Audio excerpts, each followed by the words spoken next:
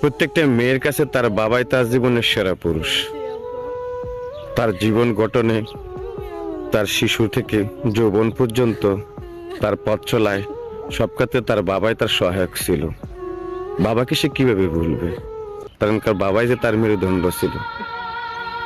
কবরস্থানে যাওয়ার যদি অনুমতি থাকতো, তাহলে প্রত্যেকটা মেয়ে তার বাবার কবরের মাটি বুকে নিয়ে দিনের কর্মগুলা শুরু করত। প্রত্যেকটা মেয়ে তার বাবার কবরের মাটিগুলা চোখে কাজল লাগিয়ে পড়তো।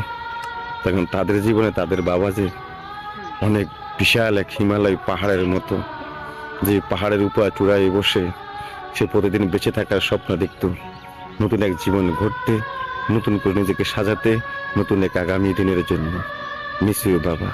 তোমাকে আমরা যেমন ভালোবাসি, প্রত্যেকটা মেয়েও তেমনই ভালোবাসে।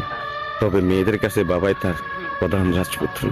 ভালোবাসি তোমায় বাবা, বুকটা যে যায় ছিঁড়ে, তোমার কথা হৃদয় মাঝে পড়ছে।